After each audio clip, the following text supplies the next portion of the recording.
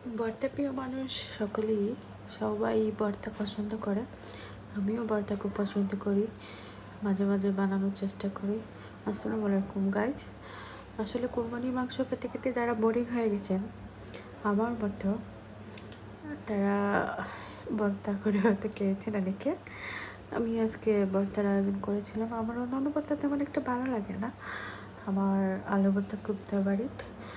এবং আমি নাস্তা হিসাবে আলু চপ করেছি। আলু চপ করতে গিয়ে আমার ঝামেলা পোহাতে হয়েছে, দেখতেই পাচ্ছেন ওগুলো গুঁড়ো করতে হয়েছে, গুঁড়ো ছিল না।